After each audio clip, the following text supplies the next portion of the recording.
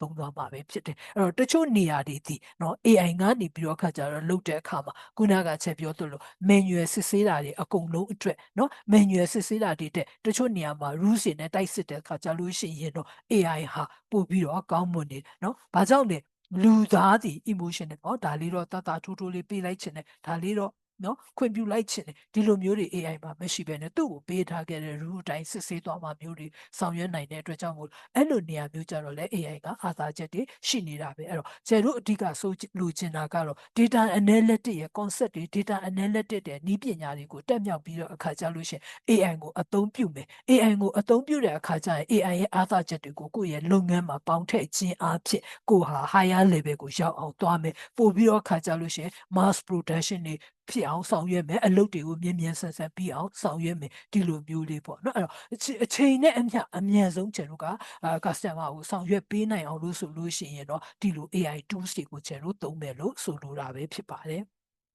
နော် risk များတဲ့နေရာဒီเนาะအဲ့လိုအလုပ်တွေကိုကြားလို့ရှင်လဲကျွန်တော် AI ကိုသုံးမယ်เนาะအရင်တော့ကကြတော့ကျွန်တော်က sensor လေးတွေကိုသုံးနေရှင် sensor ကိုအဓိကသုံးတဲ့ရွေချက်ကကြတော့ sensor ဒီเนาะကိုယ့်အတွက်အနေရှိတဲ့နေရာတွေဝေးလံခေါင်တည်တဲ့နေရာတွေမှာ data ကောက်ချင်တယ်ဆိုကျွန်တော် sensor လေးနဲ့ကျွန်တော်သုံးပြီးတော့ data တွေကောက်တယ်ဒီခါမှာကြားလို့ရှိရင်တော့အဲ့ဒီကနေပြီးတော့เนาะ data တွေကျွန်တော်ကိုကောက်ယူလိုက်တော့မယ်အဲ့တော့ manual သွားဖို့အတွက်ခရီးဝေးလို့နဲ့เนาะခရီးလမ်းပန်းကြမ်းတမ်းလို့နဲ့အနေရှိလို့နဲ့အဲ့လိုနေရာမျိုးတွေမှာကျွန်တော်ကအရင်ကတော့ sensor တွေနဲ့ data တွေကောက်ခဲ့တယ်ထို့အတူပဲဒီခါမှာကြားလို့ရှိရင်တော့ကျွန်တော်အတွက်အချိန်ကုန်လူပန်းဖြစ်တဲ့အရာတွေ energy ကုန်တဲ့အရာတွေအဲ့ရာတွေအတွက်ကိုကြားလို့ရှိရင်တော့ AI ကိုပြောင်းလဲပြီးတော့သုံးလိုက်မယ်ပို့ပြီးတော့တိကျခြင်းနဲ့เนาะ rules တွေနဲ့ကျွန်တော်စစ်ချင်တယ်ဆိုတဲ့နေရာမျိုးတွေကိုကြားတယ်နဲ့ကျွန်တော် AI ကိုသုံးလိုက်မယ်ဒီလိုဆိုခဲ့ရှင်เนาะဒီလိုဆိုခဲ့ရင်ကိုယ့်အတွက် AI က assistant တစ်ယောက်အနေနဲ့များစွာအထောက်အကူပြုပေးเนาะအဲ့တော့ AI ကိုသုံးပြီးတော့ခါကြတော့ပို့ပြီးတော့ကောင်းမွန်အောင်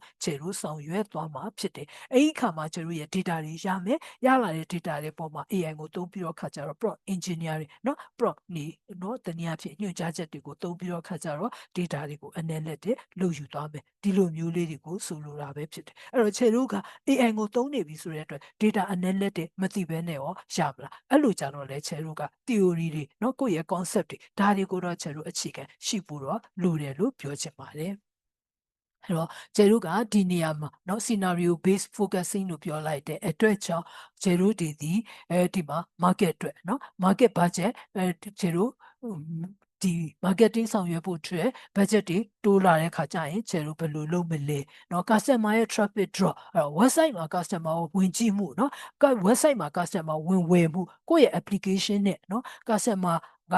သုံးပြီးတော့ခါကြလို့ရှိရင်အဲ့ဒါကုန်ပစ္စည်းတွေဝယ်တာเนาะဥပမာဆိုရှင် KPI ကိုသုံးတယ်မသုံးဘူးအဲ့လိုဟာမျိုးတွေအတွက်ဆိုလို့ရှိရင်ဘယ်လိုမျိုးဖြစ်နိုင်တယ်လဲဒီလိုမျိုးတွေအတွက်ကိုပါခြေတို့ကအသေးစိတ်စဉ်းစားဖို့เนาะလိုအပ်တယ်အဲ့ခါမှာကြာလို့ရှိရင်လည်းခြေတို့ဒီ AI ကိုသုံးပြီးတော့ခိုင်းမယ်ဆိုရင်လည်းအဆင်ပြေတယ်ဒီလိုမျိုးကိုပြောတာပဲဖြစ်တယ်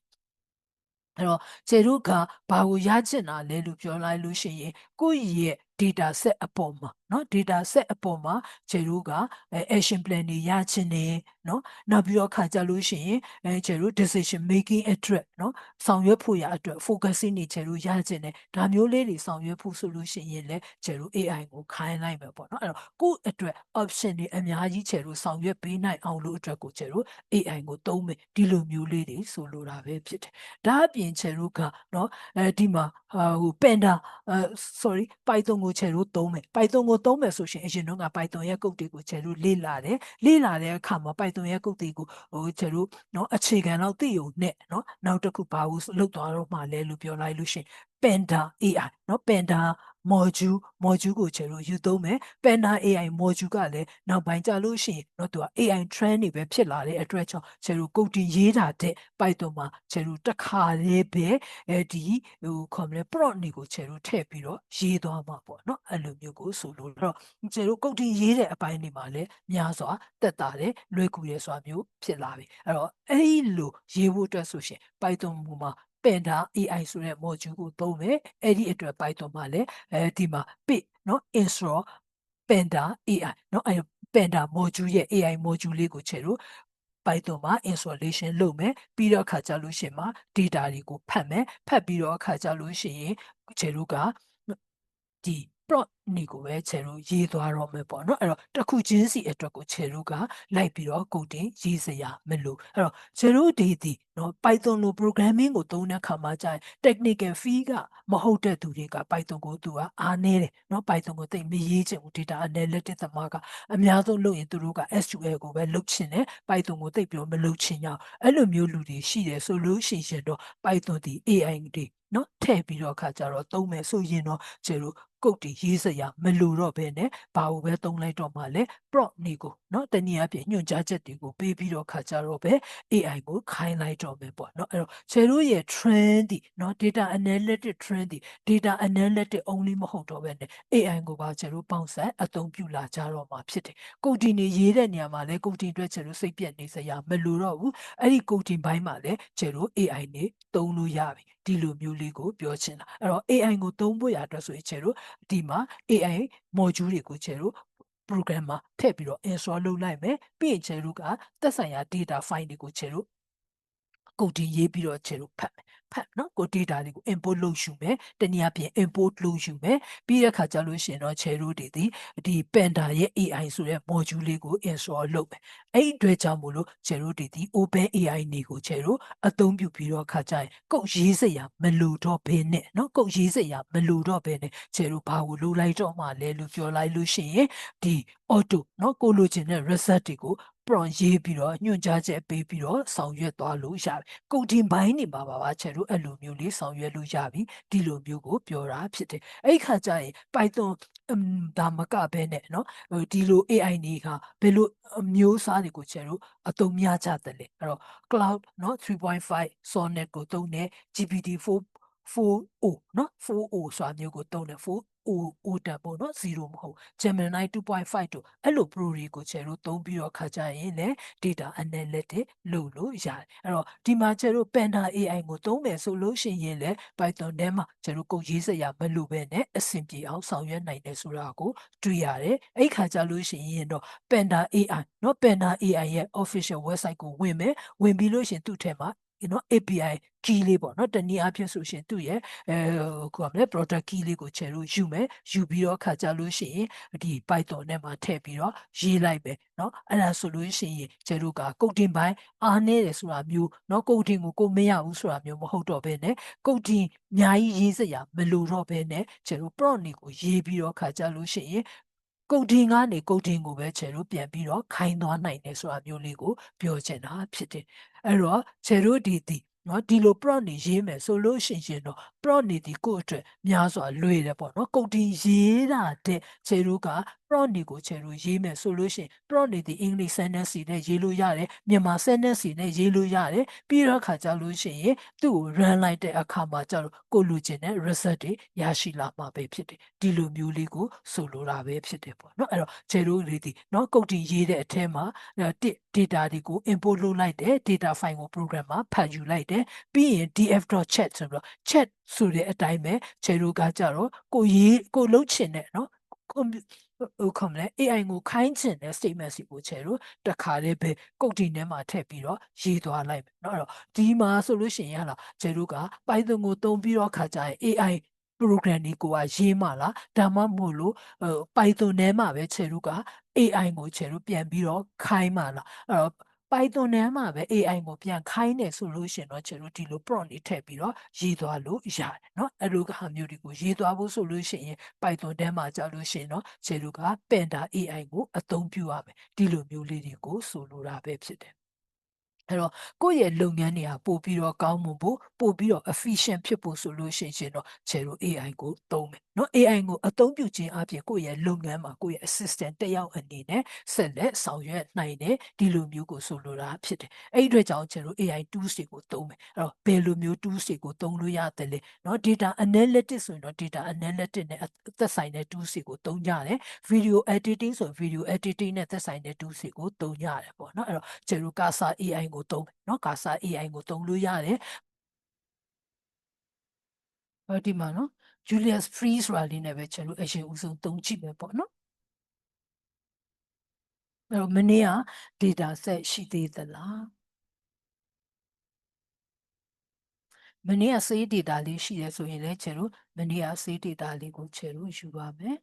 နော်အဲ့တော့ဒီဘက်မှာခြေထပ်ပြီးတော့ပေးပါအောင်မယ်100% မဟုတ်ပေမဲ့လည်းเนาะခြေတို့လုပ်ငန်းကိုအများကြီးအထောက်အကူဖြစ်စေတဲ့အတွက်ကြောင့်မို့ခြေတို့ဒီ AI ကိုခြေတို့သုံးတတ်ဖို့လိုပြီเนาะဒီလိုမျိုးလေးဆိုလိုတာเนาะအဲ့တော့ခြေ data set လည်းပေးထားတယ် Julie ရဲ့ AI ဘက်ကိုဝင်ပါမယ်နော်ဒီမှာ Julie ရဲ့ AI ဘက်ကိုခြေတို့ဝင်ပြီဝင်တဲ့အခါမှာခြေတို့ဒီခုနက data set လေးခြေတို့ထည့်လိုက်ပြီနော်ဒီမှာနော် Julie တဲ့ကိုနော်ဒီမှာခြေတို့ data set လေးကိုထည့်လိုက်ပြီးရင်ခြေတို့ဘာပဲရှာမှာလဲလို့ပြောလိုက်လို့ရှင်ခြေတို့ခုနက prediction လုပ်တဲ့ဟာလေးကိုပဲခြေတို့ပေးပါမယ်နော်ခြေတို့ predict လုပ်တဲ့ဟာလေးကိုပဲခြေတို့ပေးမယ်ပေါ့နော်အဲ့တော့ကိုကနော်ခေါ်မလဲအဓိကကတော့ကိုယ့်ရဲ့ assistant အနေနဲ့ခြေတို့ Python ကိုခေါ်မလဲ AI ကိုခြေတို့ခန့်လိုက်တဲ့သဘောပေါ့နော် AI ကိုခြေတို့ကိုယ့်ရဲ့ assistant အနေနဲ့ခြေတို့ခန့်လိုက်ပြီပေါ့အဲ့တော့သူကနေပြီးတော့ကိုပေါ့နော်ဒီကိုအတွက်အချိန်ကုန်တဲ့အလုပ်တွေလူပင်ပန်းတဲ့အလုပ်တွေဒါတွေကိုသူကကိုလုပ်ပေးသွားမှာပေါ့နော်အမြဲတမ်းတော့ကျွန်တော်က100% မလုံးနိုင်သူ့ကိုမယုံရဘူးဆိုတော့ကျွန်တော်ထားတာမျိုးမဟုတ်တော့ဘဲနဲ့ကျွန်တော်ဒီကိုအတွက်နော် assistant တယောက်အနေနဲ့ခြေလို့ထားမယ်။တော့ဒါလေးတွေကိုခြေလို့ရိုက်ကြည့်။အဲ့တော့ဒီမှာ data ကိုခြေလို့ import လိုက်တာနဲ့ဒီမှာခြေလို့ရဲ့သူဒီ data ကိုလာပြီးတော့ဖတ်ပေးနေပြီ။နော် data ကိုလာပြီးတော့ဖတ်ပေးနေပြီ။ပြီးတဲ့အခါကျလို့ရှင်တော့ခြေလို့ဒီမှာနော်ခုနက prompt လေးကိုခြေလို့ရေးလိုက်နော် prompt လေးကိုရေးလိုက်နော်prompt လေးကိုခြေလို့ရေးလိုက်မယ်ရေးပြီးလို့ရှင်သူ့ကို run ခံလိုက်မယ်အဲ့တော့ using this data set ပေါ့နော်ဒီ data set ကိုသုံးပြီးတော့ခါကြလို့ရှိရင် focus future trend and outcome အဲ့တော့ future trend တွေ outcome တွေကိုထုတ်ပေးပါပြီးရင် explain predicted values တွေကိုဖော်ပြရှင်းပြပေးပါ key influencing factor တွေကိုဖော်ပြပေးပါ confidential level တွေကိုဖော်ပြပေးပါဆိုပြီးတော့ခြေတို့သူကို run လိုက်ပါဖြစ်တယ်အဲ့တော့ခြေတို့အတွက်အရန်ကိုအချိန်ကုန်တဲ့လူပင်ပန်းနဲ့ energy ကုန်တဲ့ဆိုတဲ့အလုပ်တွေကိုခြေတို့က AI ကို assistant တစ်ယောက်အနေနဲ့ခြေတို့ခိုင်းလိုက်မယ် AI ဖြစ်နေတဲ့အတွက်ကြောင့်မို့ခြေတို့ AI ကိုသုံးတတ်ခြင်းနဲ့မသုံးတတ်ခြင်းဟာများစွာကွာခြားသွားမယ်ဒီလိုမျိုးလေးတွေကိုခြေတို့ဆိုလိုတာပဲဖြစ်ပါတယ်ဒီမှာ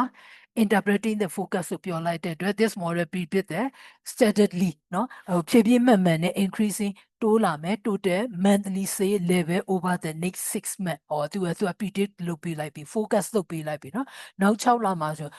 steadily increasing ဆိုတာကပုံမှန်လေးတိုးတက်လာမယ်လို့သူကပြောနေတယ် values are growing month over month เนาะတစ်လတဲ့တစ်လ month over month ဆိုတာတစ်လတဲ့တစ်လကျတော့တိုးလာမယ်ဆိုတာမျိုးကိုလည်းတွေ့ရတယ်အပြင် lower bound နဲ့ upper bound တွေကကြတော့သူစီเนาะရော့ရင်လည်းခေါ်မလဲrange အတွင်းမှာပေါ့နော်အဲ့တော့ 32k ပေါ့ပိုရင်လည်း32k ရော့ရင်လည်း 32k အဲ့ဒီ